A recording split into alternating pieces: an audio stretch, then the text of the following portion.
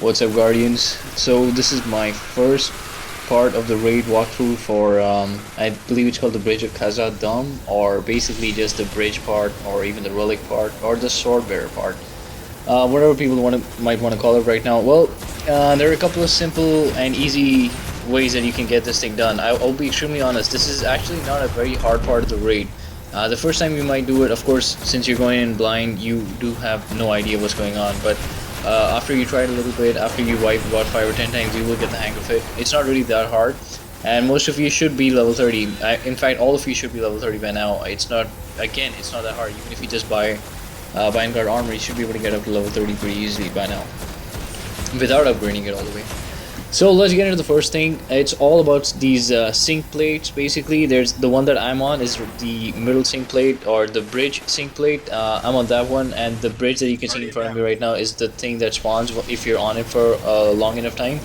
Once the bridge starts to spawn, the two sync plates, the one I'm shooting towards right now, there are two sync plates, one on the right side and one on the left side. I believe they're called Totems, and basically, if there's not at least one person on each one of those totems, the sword over there on that totem is going to go red, and it's going to cause the entire game to wipe out. So you need to have basically 3 people need to be on the sync plates. One person needs to be left, one middle, and one right side. You need to have these people on each and every one of these sync plates for the game to comfortably go through. Since there are 6 of you, the rest of the 3 of them can actually keep moving anywhere they want. They can help any side, whichever might be getting crowded because of the ads.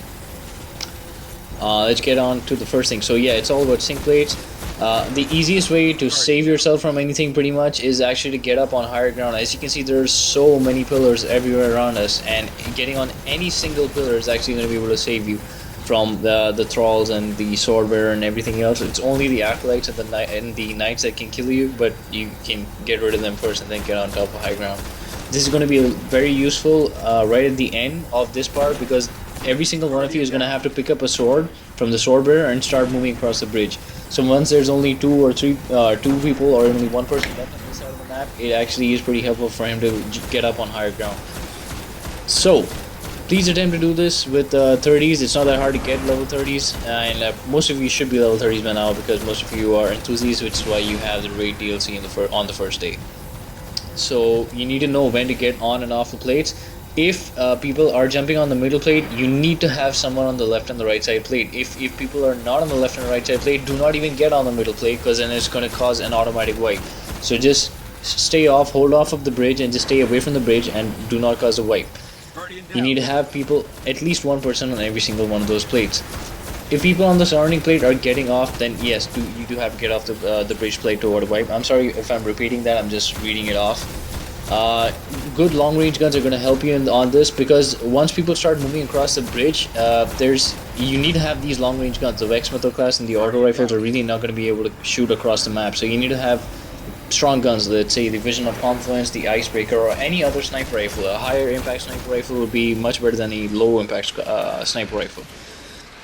In terms of guns, I would suggest that if you have the Vex Method class, that's excellent for pretty much absolutely everyone besides a boss. Any boss character, it's going to take a long time to kill him. And besides that, the Vex Method class it's wonderful for killing the ads, even at level 30. It was pretty easy for me and some of the other guys that were using the Vex. On that said, though, I had to switch from the Vex to the Gjallarhorn on this map on this try, because my aim was to try and get the ogres at the end of the map with the Gjallarhorns. So once you start getting the swords and you start moving across the map, first of all, before you even move across the map, it might say that the bridge has been completely formed, but that's actually a wrong message. It's a wrong indicator. Once you start moving across the bridge, just look down and see whether you see a solid bridge or do you see a transparent bridge, because sometimes the message pops up first. It's not lag, it's just the way that the game has been made. The message will pop up first, but the bridge will not be formed, so you need to make sure that the bridge is formed before you start moving in. You will see when I take my sword and I move across the map that I actually don't wait for the complete bridge to spawn. More than half of it has spawned, and since I use the relic and I have practiced with the relic in the Vault of Glass, it's pretty much the same mechanic. You just double jump, triple jump up, and then you start swiping with R1. You should be able to cross the map. So yeah, you do not need 100% of the bridge to be formed. But yeah, that's the way that I did it. So it's just once again, just remember, when you're crossing, you need to look down and see whether there is a bridge or not. Once you have crossed, people on the other side are always going to be looking and calling out about gatekeepers. If you're the first one, you need to keep try and move in and try and kill at least one gatekeeper. You will inevitably die since you're the only person on that side. First person crossing the bridge dying, second person crossing the bridge dying, not really such a huge issue. Third person that goes in then has to revive the other two first and then go for killing any of the gatekeepers. So the first two, before you die, and if you die that is, try your absolute best to get one gatekeeper down and then maybe get more damage on a second gatekeeper and then go down. So as you can see, I'm actually moving across the map right now, so you will be able to see this. The bridge has not been completely farmed. I just double jump up. Do not go for R1 first, because that does not stun the gatekeeper. Go for the R2 smash first.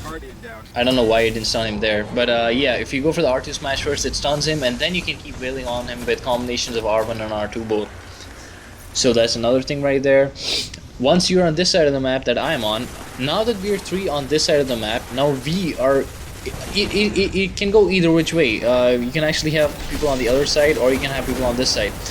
Anyone can start off the bridge, but we prefer to start it off because we prefer to keep it that way as well. So once we keep this side of the bridge, the other guys just need to pick up the sword and come in. They don't need to stay on any of the totems or anything. You will have to defend the totems only on the side where you start the bridge, so you need to remember that much. Once again, you can start the bridge from any side, but whichever side you pick, start the bridge from, there will be totems on that side. So as you can see, there are some hallowed wizards and some knights that keep spawning. We are always going to get rid of the ads, and once we do get rid of most of the ads, we're going to start using our scouts and sniper rifles to try and help those two guys out. As you can see, the other guys on the other side of the map are on higher ground, which is why no one is going to be able to hit them. So they easily kill the Swordbearer. They easily pick up the sword. I have never left the shield sync plate, the bridge sync plate, so I'm easily able to hold the bridge for them. Right now what I'm doing is looking at the gatekeeper, trying to aggro him and calling out to the sword guy that this is where the gatekeeper is and you need to come in and kill him first. No bullets are ever going to be able to damage the gatekeeper, at least not any ones that we're using right now at level 30, and it just makes sense according to game mechanics that only the sword is going to be able to kill him. So you need to remember that if you have more than 2 or 3, if you have more than 2 gatekeepers, I would kind of suggest a wipe.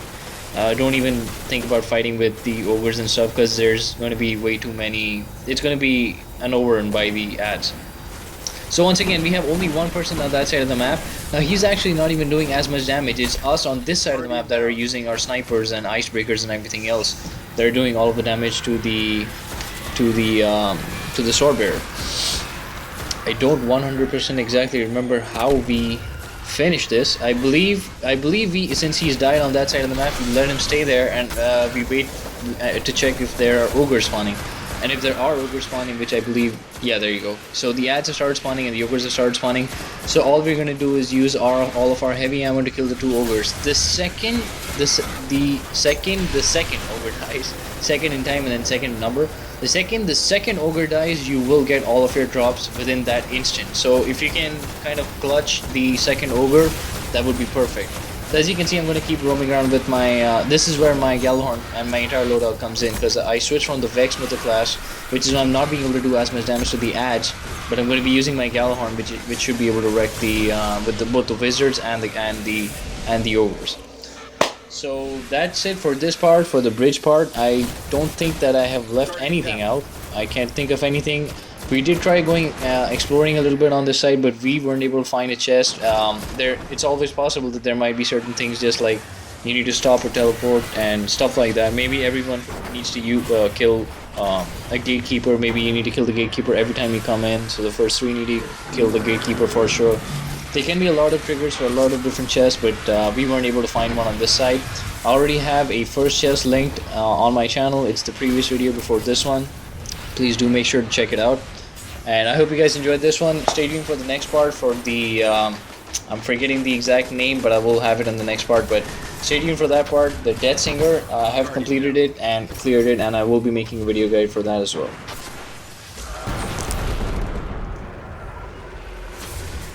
One more thing, guys, if you haven't already cleared the Vault of Glass, I did make a Vault of Glass raid as well. It's a bit old right now, of course, but the mechanics are exactly the same. Except for their teleport, so you can check that out as well. Subscribe for more, and I'll see you next time.